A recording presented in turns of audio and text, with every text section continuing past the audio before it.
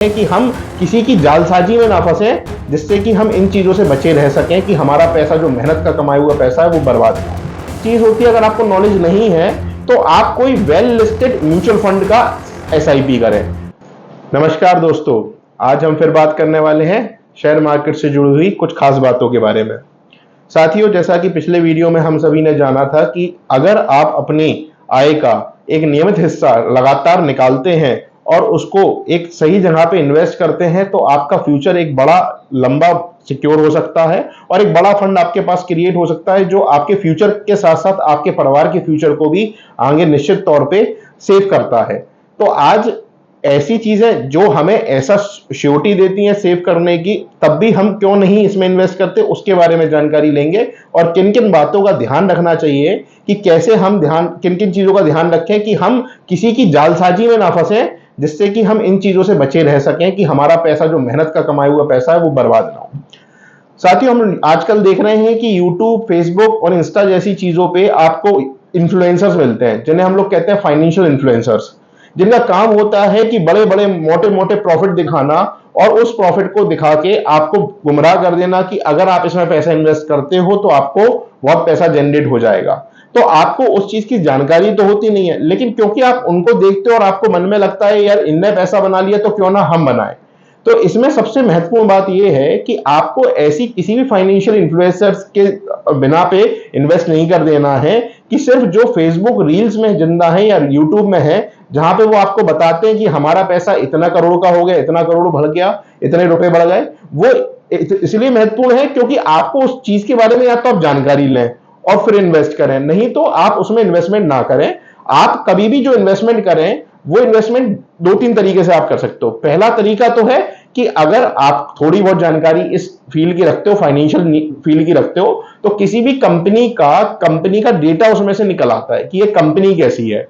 तो जिन कंपनी, मेरा सजेशन इसमें है कि शुरुआत ऐसे करें जिन कंपनी का एसेट बेस हो, क्योंकि दो तरह की कंपनी होती है, जिसका खुद का एसेट बेस है, उसके पास फैक्ट्री है, उसके पास ऑर्डर है, उनके पास बिजनेस है, तो ऐसी कंपनीज में आप इन्वेस्ट कर रहे हो। दूसरी चीज होती है, अगर आपको नॉलेज नहीं है तो आप कोई वेल लिस्टेड म्यूचुअल फंड का एसआईपी करें, क्योंकि पहले वाली चीज के लिए आपको बहुत जानकारी चाहिए, नॉलेज चाहिए। तो मेरा हमेशा इसमें सुझाव ये होता है कि कोई भी आप जो इन्वेस्टमेंट करें वो बड़े फंड में, जिनका, क्योंकि आप आईसीआईसीआई, एचडीएफसी या मोतीलाल या ऐसे बहुत सारे बड़े बड़े फंड मैनेजर्स हैं जो 1-1 लाख करोड़ का फंड मैनेज कर रहे हैं, जिनके पास फंड मैनेजमेंट की पूरी टेक्निक है। तो अगर उनका फंड मैनेजमेंट का यूज करते हैं और आप अपनी 1000, 2000, 5000 रुपए महीने या 10,000 रुपए महीने जैसी आपकी आय है उसके हिसाब से जब आप एसआईपी करते हो तो वो आपके पैसे के बारे में जानते हैं कि पैसा लगाना कहाँ है, किस फील्ड में लगाना है, कितना रिस्क है, कितना रिटर्न जनरेट करना है। और इन फंड्स में लगाने के पहले भी जिस स्कीम में आप पैसा लगाने जा रहे हो उसका स्कीम डॉक्यूमेंट होता है। तो स्कीम डॉक्यूमेंट के बारे में आप सर्च करोगे, इस फंड के बारे में स्कीम डॉक्यूमेंट का संक्षिप्त में विवरण दीजिए, तो चाहे आप हिंदी में डालें चाहे इंग्लिश में डालें, उस पॉलिसी, उस स्कीम के बारे में आपको जानकारी मिल जाती है कि ये स्कीम पैसा कहां लगाने वाले हैं, इसमें कितना रिस्क है। तो अगर आपको रिस्क लेना है तो आप रिस्क लेने वाली में लगाएं, और अगर आपको रिस्क मीडियम लेना है तो मीडियम रिस्क में लें। लेकिन ये ध्यान रखें, स्कीम के बारे में जानकारी लें और फिर ही पैसा लगाएं, उसके बिना पैसा नहीं लगाएं। जब आप ऐसे में एसआईपी करेंगे स्कीम के बारे में जानकारी करके, तो आपके पैसे डूबने के चांसेस कम हो जाएंगे, और वो जो आप इन्फ्लुएंसर्स के दम पे पैसा लगा लेते हो उनके बारे में आपको सिर्फ आधी या पूरी जानकारी नहीं होती है। तो इस जानकारी ना होने के अभाव में उनने क्या किया वो आपको नहीं पता, या वो सच बता रहे हैं या नहीं बता रहे हैं या आपको नहीं पता। लेकिन आप जब खुद स्टडी करके पैसा लगाते हो तो निश्चित तौर पे आपके पैसा डूबने के चांसेस कम हो जाते हैं। क्योंकि आपको एक बड़ी वेल्थ जनरेट करनी है तो छोटा पैसा लगाएं, जिससे कि आपको अपना रिटर्न हाल के हाल दिखता रहे, क्योंकि एक दिन में कोई रिटर्न जनरेट नहीं होता। आज आप सेंसेक्स की बात मैंने पिछले वीडियो में की थी कि सेंसेक्स 100 से चालू हुआ था और 80,000 पे तो 800 गुना हो गया।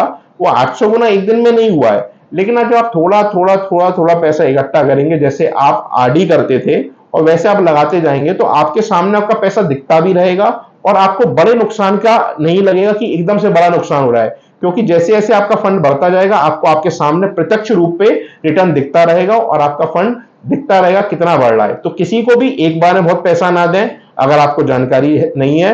और अगर आप पैसा देते हैं तो किसी फाइनेंशियल कंसल्टेंट के साथ कंसल्ट करके दें, उनके थ्रू दें।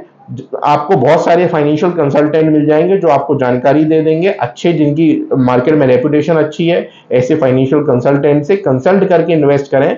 थोड़ा बहुत पैसा उनकी फीस का जरूर लगता है, लेकिन आपका रिटर्न सेव हो जाता है, आपका पैसा सेव हो जाता है।